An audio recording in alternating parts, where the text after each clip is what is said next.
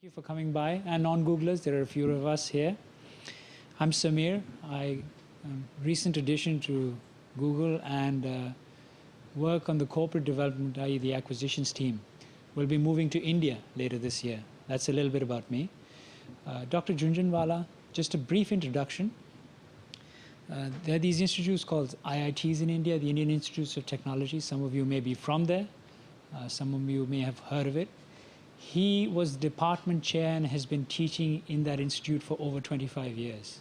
He's also an entrepreneur, and that's sort of his hobby, where he's helped many a company, especially for rural India. He'll talk to you about some of those stories. He's on the board of multiple companies, I think 15 over time, very involved with cellular and telecom policy. One of the awards that has been awarded to Dr. Jhunjhunwala by the President is the Padma Shri. It's a very coveted award in India. I thank him for taking time out of his busy schedule to give us a little bit of knowledge that he has about India and the opportunity it offers us in the near future. Dr. Jhunjhunwala.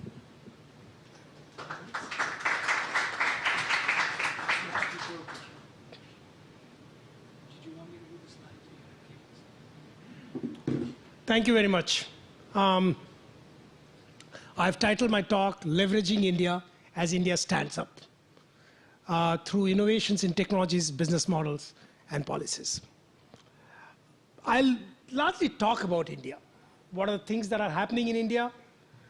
What can happen in India? What are the challenges? I think many of the things that I'm talked about is relevant very much to Google, because I think what Google represents to at least us, outsiders, is the direction that India seems to be moving. And therefore, there is a lot of commonness, and I just thought that I'll still talk about India in this particular place. Do interrupt me as often as you want to, so that we can go interactive as I go ahead and talk. First, let me talk about what is this changing India that I'm talking about. This in India, changing India, I'm talking about the changes in last 12 to 15 years. India is a very different country than what I returned to in 1981. Why I'm sort of saying is that I returned at IIT Madras as a faculty, applied for a simple telephone line in Chennai, in Madras, the third largest city in the country, in the middle of the city. And it took me 8 years to get a telephone. This is the India that we used to know of, and suddenly India has changed. And while talking about changing India, I always feel like starting with, to understand India, one needs to understand its billion people and where they are. And this slide to some extent captures it. This is a slide which shows the income levels for the about 65 million urban households and 135 million rural households. These are household incomes.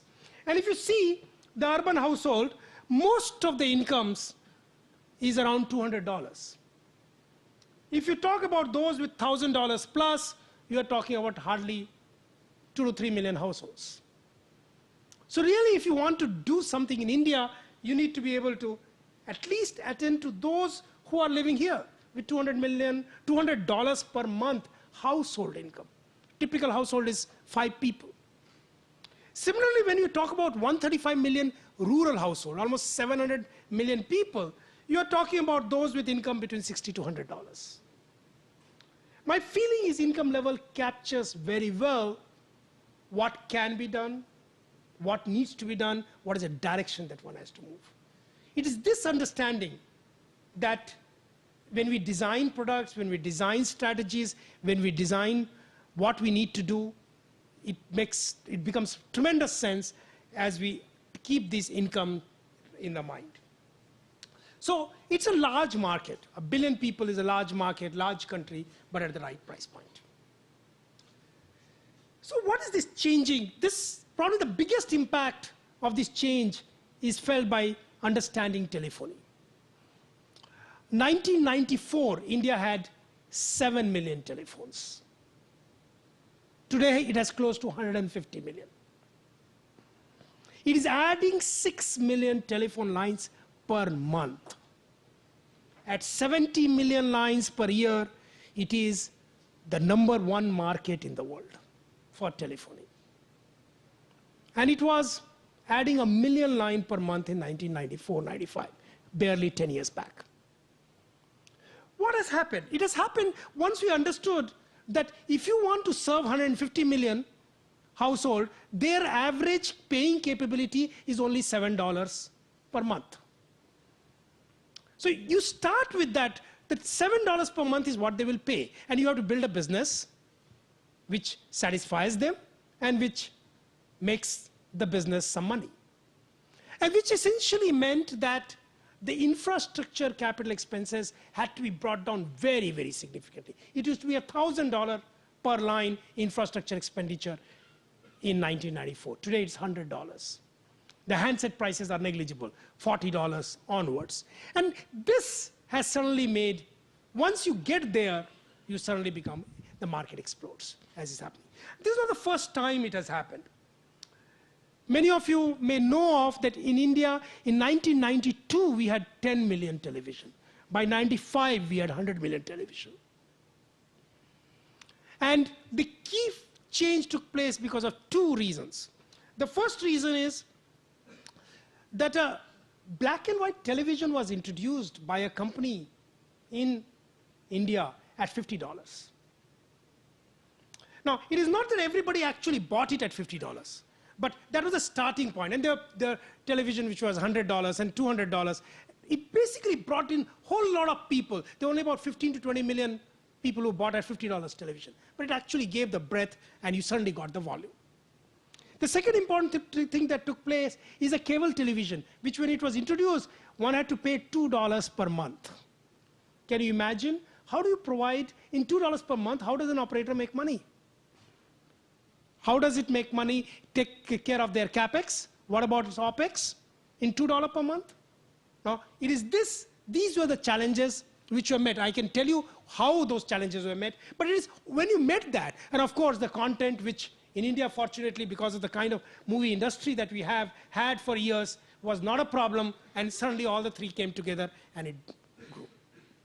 And I believe that similar growth, in fact, even on mobile telephony, will grow up to around 200, maybe 250 million, and then we'll suddenly slow down.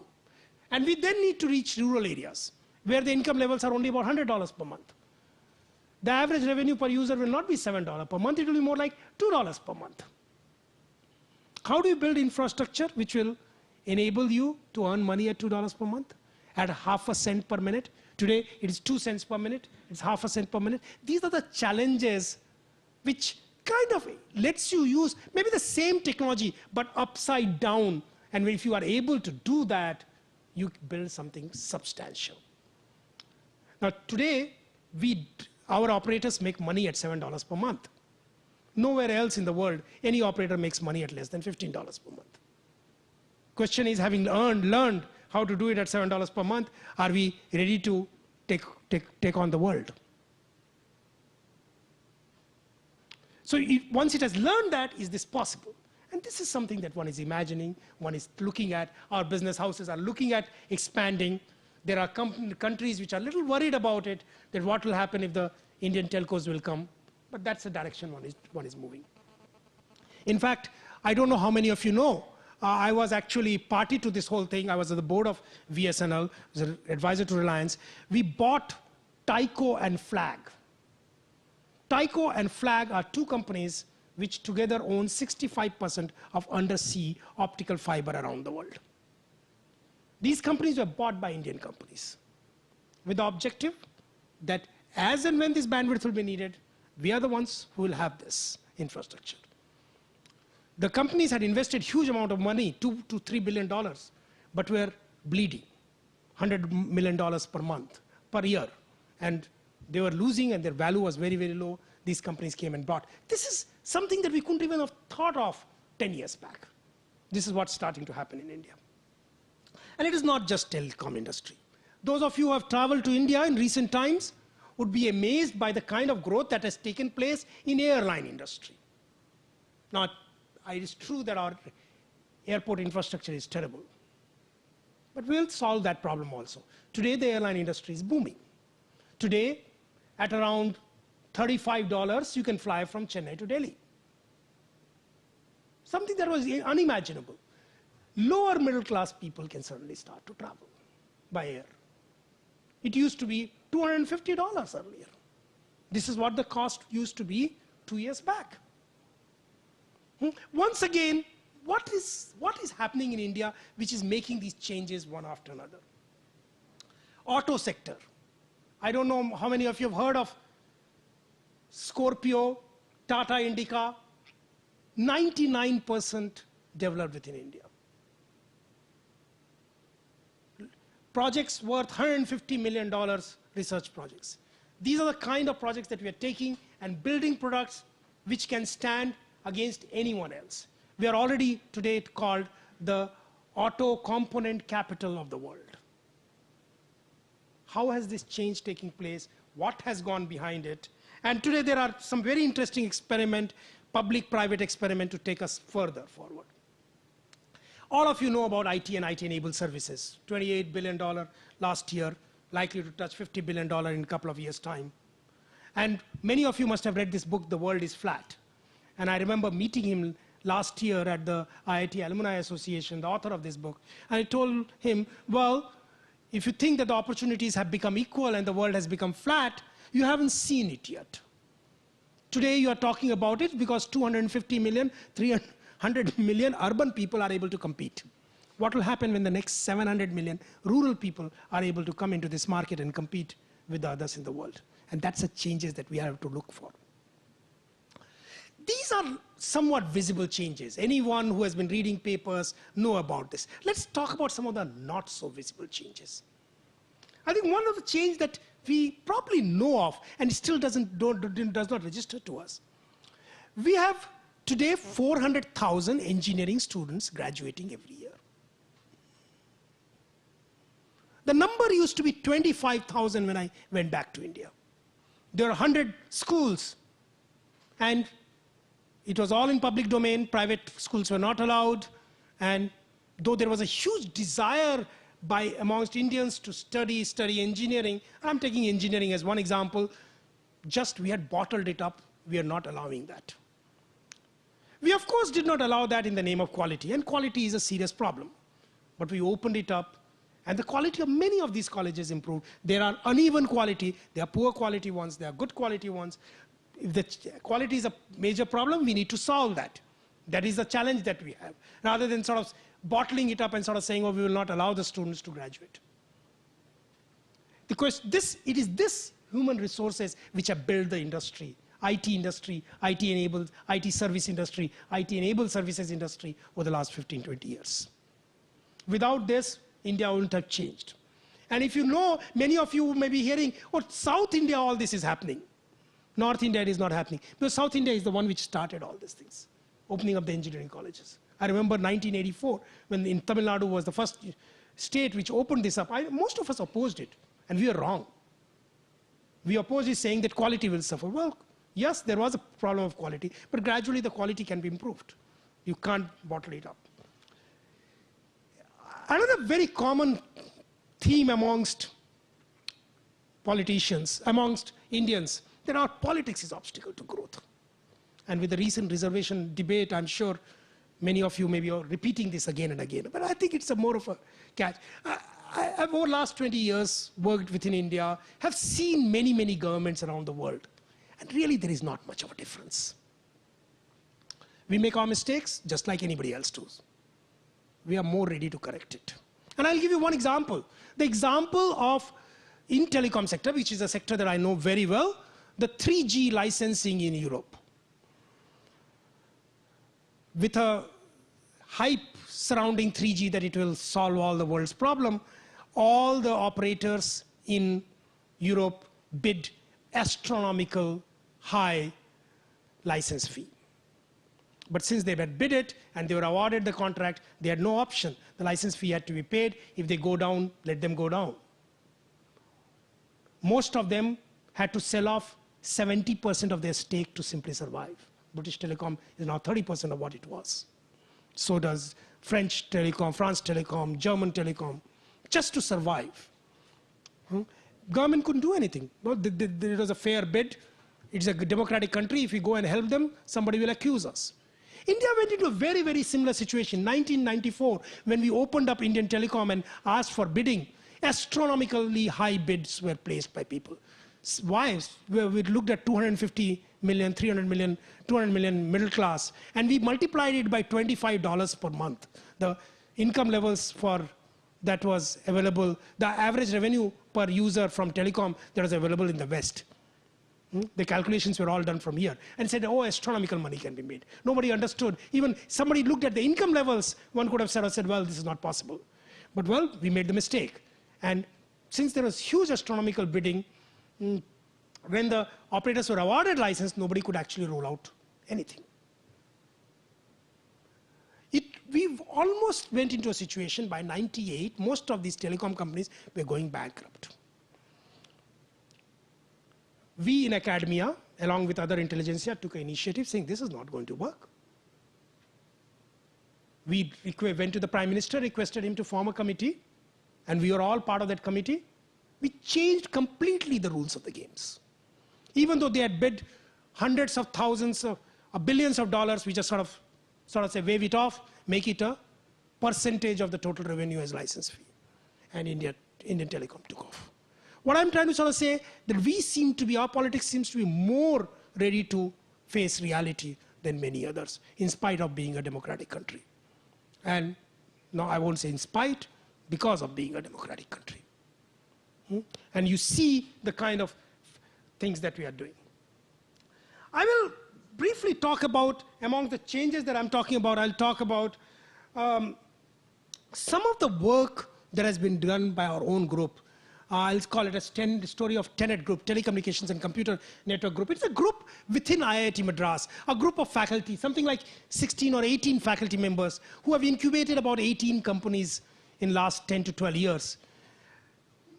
Incubating entrepreneurs in a university, balancing economic growth and social development has always been in our mind. And yet, I think we have done something significantly different. Basically, we believed that one of the key learning for us was that if you have big dreams for the nation, entrepreneurship, successful business is the best way to drive these development dreams. This was a big learning for us in 80s. And various events in 80s, whether a small event like selling of shampoo in a sachet or a PCO, operator-assisted PCO, taught us something like this.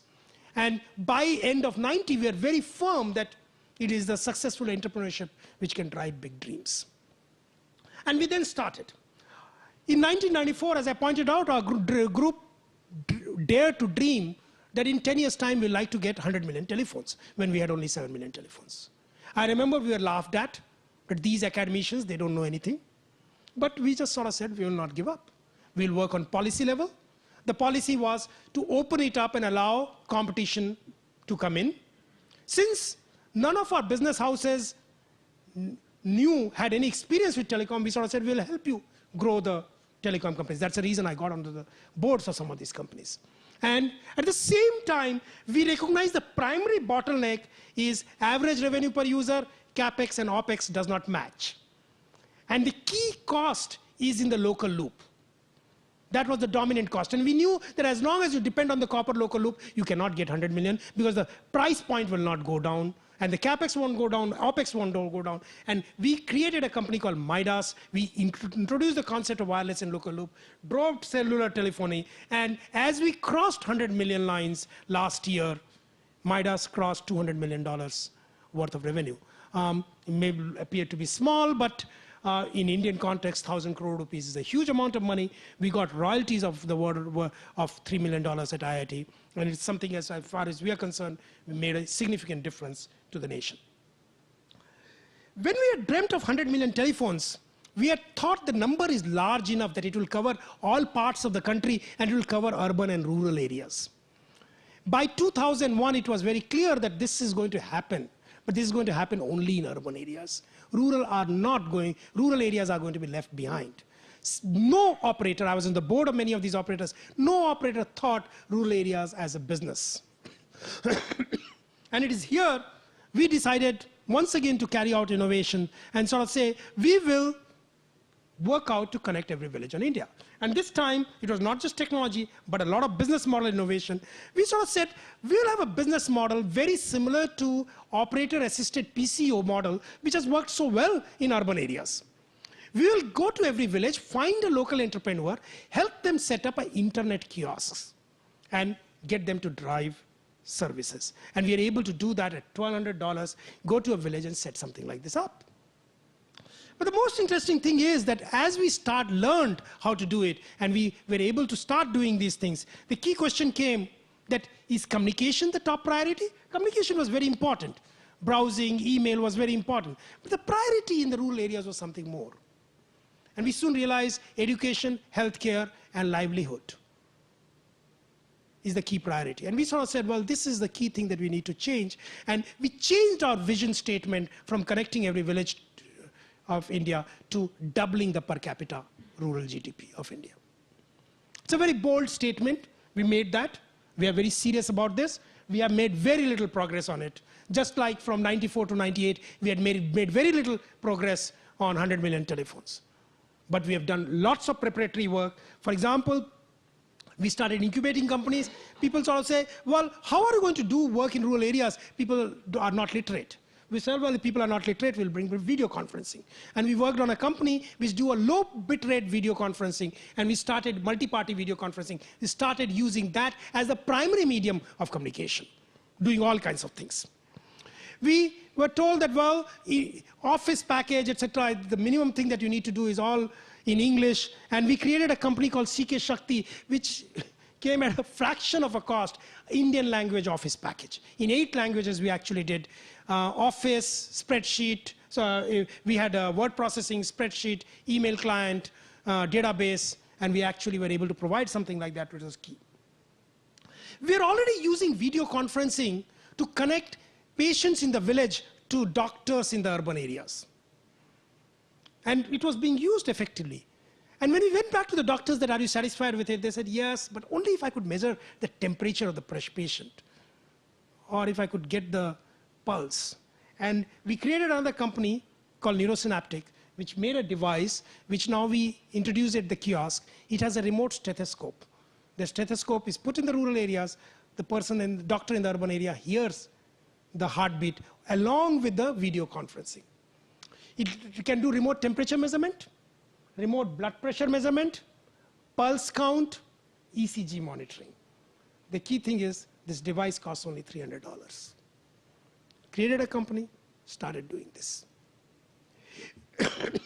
We recognize that if you want to make a difference in rural areas, we need to create enterprises, micro enterprises in rural India, for which we need to take finance to the villages.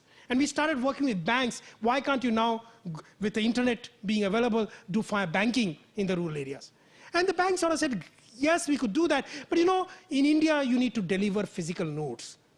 Only if I could put an ATM in each village. But the ATM costs $20,000. For a small village of 1,000 population, $20,000 makes no sense. We took up the challenge and created a company called Vortex, which came up with an ATM. And we are today selling this ATM at between $1,200 and $1,600. It has a fingerprint authentication. It works with soil nodes. Now one will say, why soil nodes? One of the most interesting things that we learned in the village is that when we took it to the village, and we had taken a new machine with brand new notes, and somebody withdrew the money, looked at the note, and sort of said, is it genuine? We said, why are you asking this question? Go to the shop. He went to the shop, and the shopkeepers refused to take that, saying that doesn't look like genuine. And we sort of said, well, if it's a soiled note, it has passed through so many hands. If it has passed through so many hands, it gives us confidence. And suddenly we went back to the drawing board, that the key to development is not just for the new notes, but for the soil notes. And most ATM machines don't work, that whole technology doesn't work. And we had to work on it. It took us 6 months, but we did that.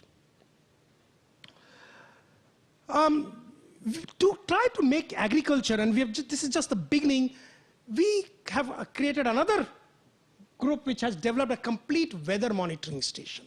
At each kiosk now, we put something like this, measures the temperature, the pressure, the wind speed, wind speed, the rainfall, humidity. Completely it measures, and on internet, it's now stored in a central place, costing only $250. Again, a lot of innovation. The interesting thing is that something like this enables us to do many, many things. One, micro weather prediction.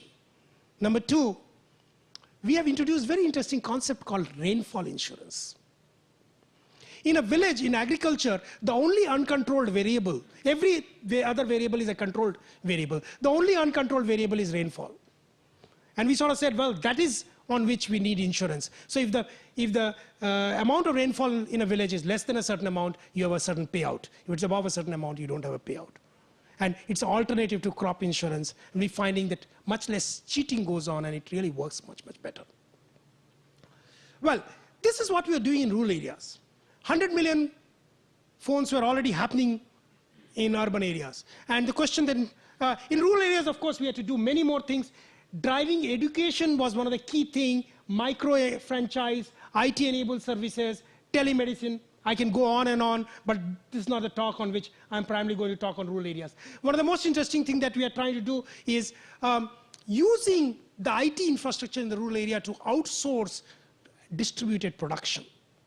Making of wine bags, making of embroidery. And unfortunately, I can't show you this slide. My laptop doesn't work with this. But it's a very, very interesting slide I wanted to show you, that we are now taking IT-enabled services to the rural areas.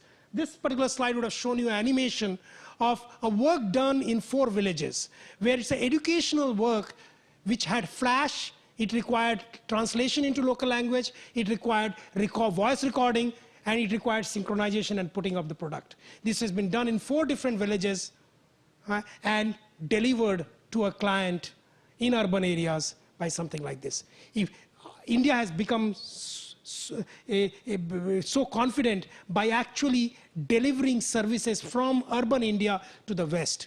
If we can take this to the rural areas, and if in rural areas with computer and connectivity available, with young people, very determined, hardworking people, if they can start delivering services, will change the rural India. And this is what we are trying to do.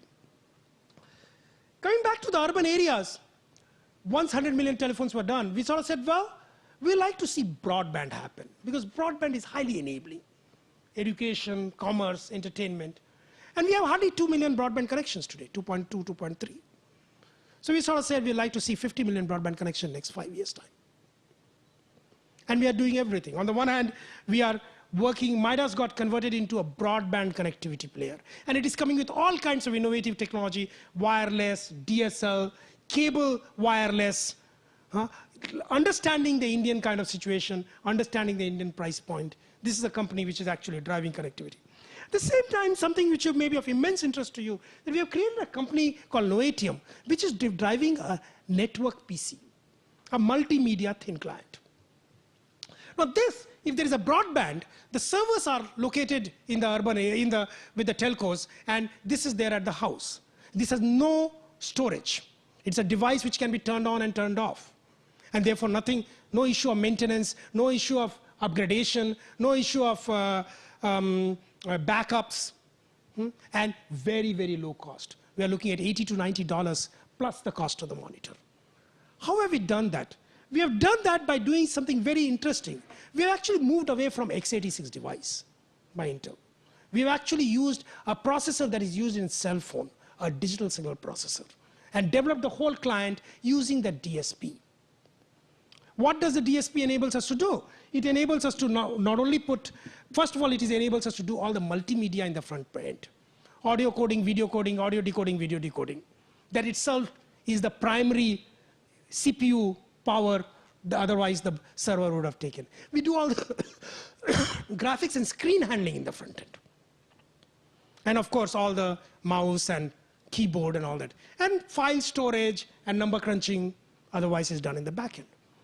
This concept is just starting to pick up, I believe can make an immense difference, because today we are using the DSP of today's generation. In 6 months' time, instead of 130 nanometer device, we'll actually get a 90 nanometer technology in that device, and soon we'll get a 65 nanometer, and we can build it to be as powerful as any other PC.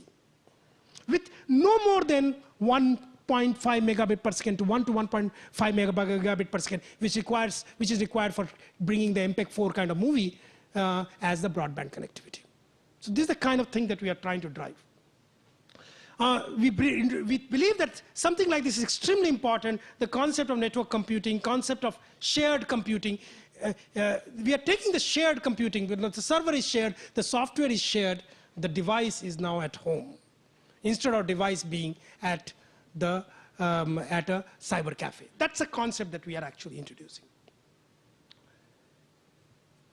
What another dream with which we are working on? We want to create couple of billion-dollar product companies out of India.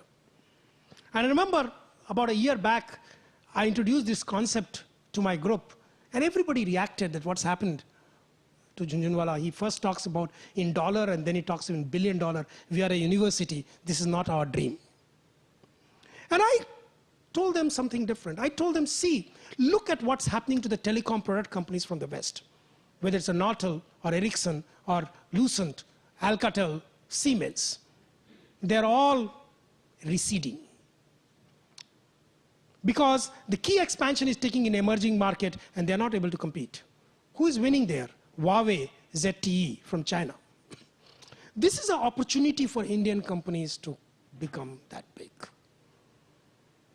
And we are probably in the best position to drive those opportunities. And we are looking at companies like Madras doing all kind of innovation. We are looking at companies like Tejas that we have created, doing some very interesting work in STM1416, tying up with Nortels of the world or Motorola's of the world, competing against Huawei, ZTE, growing rapidly into something very significant companies. How to leverage this changing India? Let me give a few thoughts. One of the things, for example, there's a very strong desire throughout the country amongst youngsters, amongst intelligentsia, amongst even politicians, scientists, that can we now think of becoming leaders in a few technology areas? We have done well, but we are still not leaders amongst the leaders. There's not necessarily that you can be number one, number two. And we believe that these are, again, something that TeNeT has to drive, at least in one area or maybe two areas. Can we try to push ourselves into leadership? Wireless is one such area that we have identified, and we believe there is a real opportunity in 8 to 10 years to become amongst the leaders. We have a very interesting thing that we are trying to do just outside IIT Madras, build a research park, very similar to Stanford Research Lab. We have seen the bringing together the faculty, students, and industry R&D personals together. What does it do? Both in terms of innovation, incubation, entrepreneurship, as well as driving established companies. And we went to the government, we were able to get a land, we are building this facility, and we're hoping companies like yours can come and set up their R&D facility, work jointly with IIT. The back gate of this goes to IIT, and it becomes extended campus. These are the kind of things that we need to do. These are successful. In US, you have seen not just Stanford Research Lab. If you go to the technology highway next to MIT and Harvard, if you go to the North Carolina Triangle, you will go to the South Florida Research Park. These are kind of things that have been successful, and we are hoping to do something like this. Let me come to some other challenging problems, which we probably haven't sufficiently given thoughts to. And they are very serious problems, and we need to really come to it. And we believe technology can do a lot in something like this. For example, 20 million children enter school every year in India. They get very poor education, most of them, because they have very poor infrastructure, very poor teachers.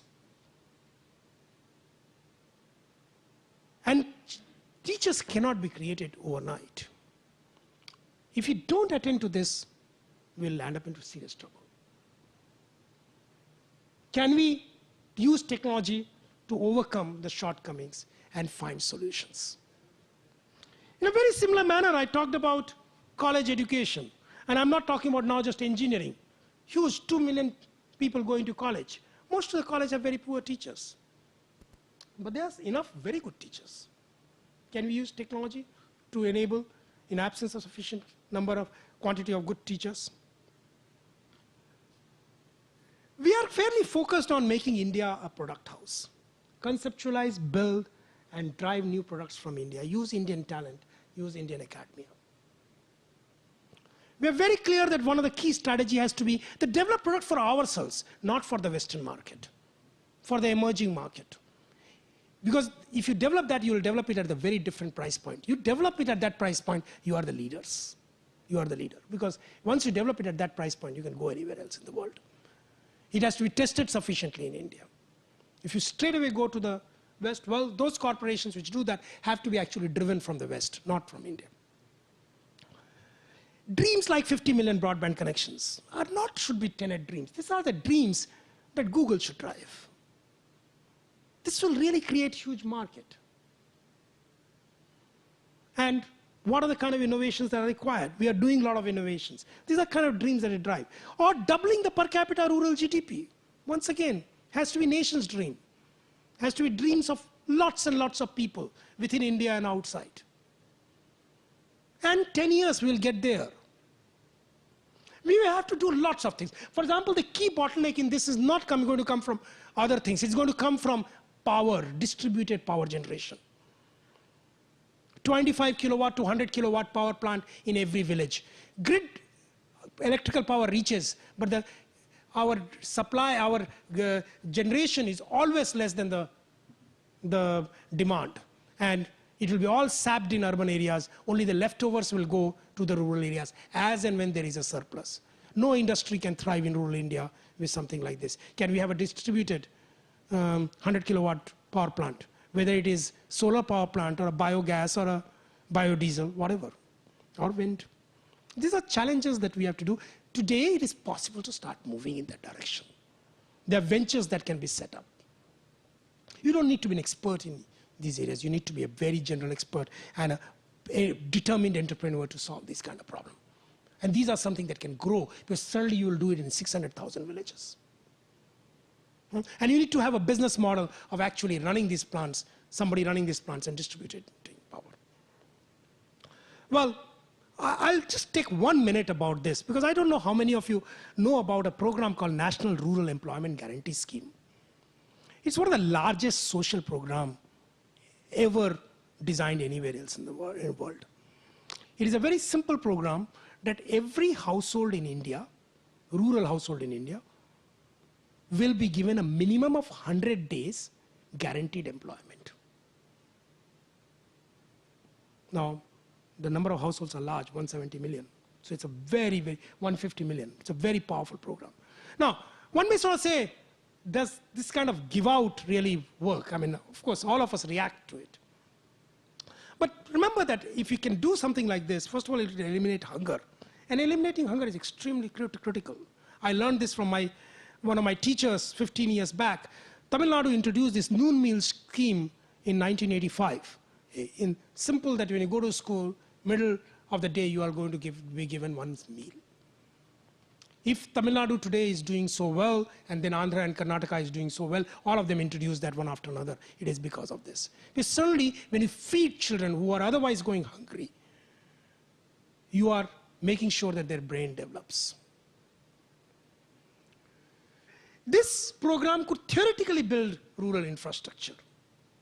It can significantly add to the rural income. The biggest problem is most of us believe that there will be huge leakage and hardly anything will go to the rural areas. That's the reason many of us are opposed to this program.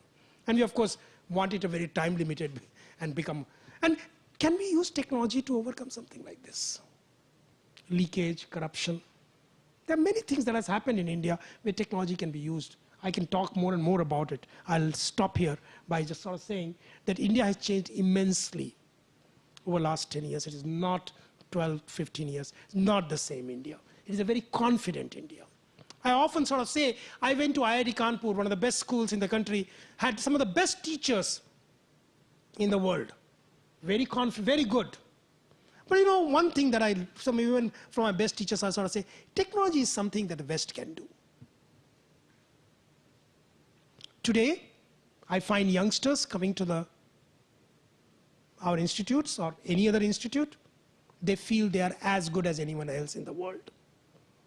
That confidence has come in India. I'm sure that has come in China. This is what is making the world flat, that confidence. Can we capitalize on this?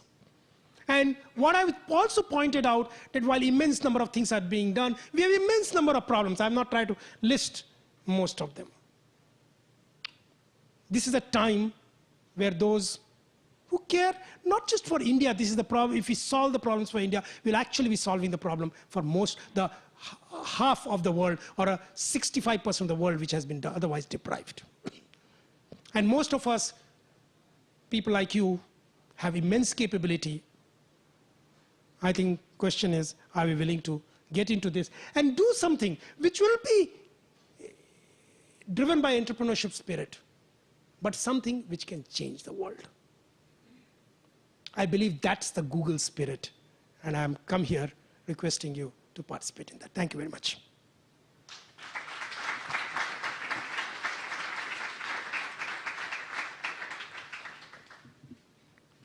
Any questions, comments, discussions? Thank you for coming, Dr. Jhunjhunwala. When I left India for the first time, this was in '92. It was still taking years and years to get a telephone line. And I lived in India last year, and I was extremely surprised to get a telephone line in one day. So I do know what you mean by it's a changed India. I've also been to one of your N-Log kiosks in rural Karnataka. And my question to you is that you seem to be doing the last mile through RF. And not very far from this kiosk, I saw those orange milestones that BSNL puts up where they lay fiber. So I was shocked to find out that 80 to 90% of the fiber is unused. So is there anything happening with BSNL and the dark fiber being lit up? All right. There is huge fiber in India going to every taluk headquarters. Does not go beyond that. Taluk headquarters, which is like a county headquarters. Every 15 to 20 kilometer radius, you will find at the center of that a town where the fiber goes. The fiber used to only belong to BSNL. Today, you'll find at least 2 operators bringing the fiber. BSNL or Tata, Reliance, Bharti. As soon as you have introduced competition, everybody has started changing. A year back, it was almost impossible. Connectivity at that particular point used to be so expensive that my whole income of the kiosk will go into something like that. And it used to be very poor connectivity. 6 months back, we switched over to another operator in all these places. Things changed. Today, not just that operator, but BSNL also provides almost as good a service. What I'm trying to point out that there has to be ways. You can go on knocking your head against a wall. It sometimes doesn't solve the problem. What's the price point? Price point has significantly dropped. All that I can say is about 1/5 the price point that we used to pay till about a year back. We today are able to get a 64 kilobit per second drop or 128 kilobit per second drop, approximately at 100,000 rupees. So we have built our own rural backbone. We are in 32 locations today. We have our access center, and we have built our own location thing. We can take 256, 512, whatever we want, 2 Mbps as the demand grows. And it is not really very, very expensive. And then we actually provide 150 to 200 kiosks in that area. That's the way we are doing it. Yeah, price points have dropped very significantly. I think today it is almost okay, but price points are going to further drop. I'm not worried about that anymore. We have learned that introducing competition is one of the best way to try to deal with incumbent, particularly government-owned functionaries. They will either become irrelevant or they will cooperate. What is the legal status of private power generation in India? Can I generate power and feed it to the grid? Good question. 2 years back, it was not allowed. Today, the bill has been passed in the parliament, and you are allowed to generate power and distribute it. There are still some licensing issues which are being sorted out. By the time we really solve this problem, we'll sort this out. Nothing in India happens very fast. You need to do things, understand, particularly when you deal with politics and you deal with bureaucracy. You need to be on it. You need to plan it, be on it. The right things are done. So thanks for the talk. This was most wonderful, and it was really exciting to see the changes you're talking about and the vision and ambition that you have for everything going on in India. On the last slide, you ended with a call to us as individuals and us at Google to participate in this vision that you're painting here and the changes that are going on. Did you have any ideas about specific ways that both individuals and companies can participate in what you've outlined? This is one of our failures, that we still have not been able to get individuals to participate well. Maybe our own limitation. Maybe we have to brainstorm. Maybe we have to think about it. Maybe some of you have to. Because some of us don't understand what you can actually do, how much time or energy or other things. Companies like Google, I think, have a better understanding. They need to promote almost every single thing that I pointed out. Can this be a project that can be done between Google and IIT Madras, TeNeT Group, that will how to train 20 million children? I'm sure one can at least make an attempt at it. We may not succeed. Doesn't matter. Can we take how to make a significant difference to the college education? Dreams like doubling the per capita rural GDP. Can you create a group? It's more difficult for us. Can you create a group in, first Google officially, but can you create a group here who will work with us? There are 10, 15 serious people. Broadbanding India. It could be a group which can work with us, brainstorm, and then find whatever needs to be done. Individually, it becomes a little more difficult when individually you write. I mean, our bandwidth gets limited. We are already trying to do probably too many things. Many other things we are messing it up. I don't want to paint rosy picture. I think we mess up lots of things. Only things that we have learned to learn.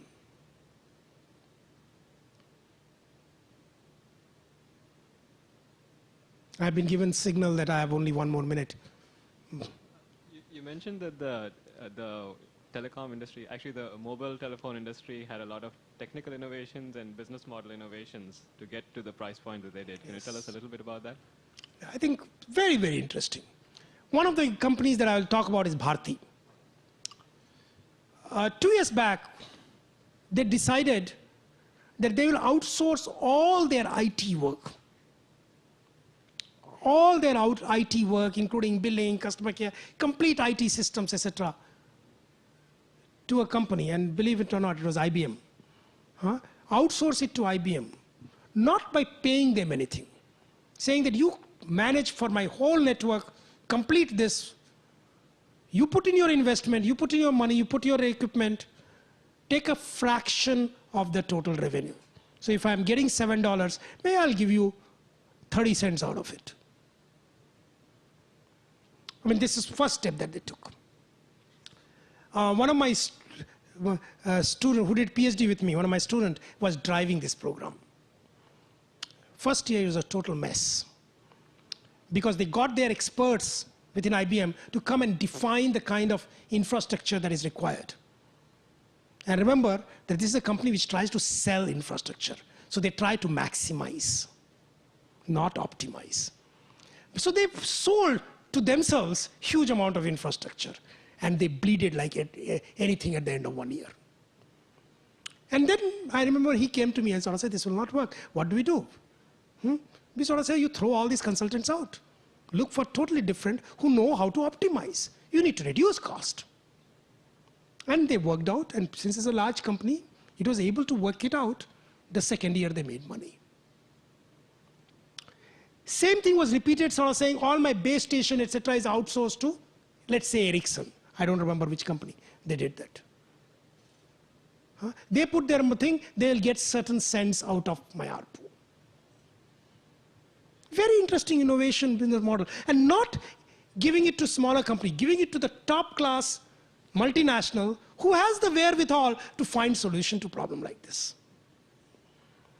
And finally, as you grow, so today the whole business model of Bharti is that I will only own the license and own the customers and the backbone, nothing else. Everything is going to be outsourced. Very interesting business model, bringing in efficiency. Of course, they also did a lot of work was done to try to optimize infrastructure. A lot of optimization of infrastructure, a lot of use of local stuff as much as possible. Those were parts of it. Beyond that, we need to do a one-to-one discussion to get into it. I just gave you one example. For example, one of the things that they decided not to use a single Cisco switch. Till that time, they were using only Cisco switch. IBM recommended the 3Com switch. No, not even 3Com. I think that company from Taiwan that which does one of the cheapest switch. I don't remember the name. But they use their switches. I mean, simply when you want to optimize, you sort of say, okay, you'll throw it out after 2 years rather than upfront load it and then bleed.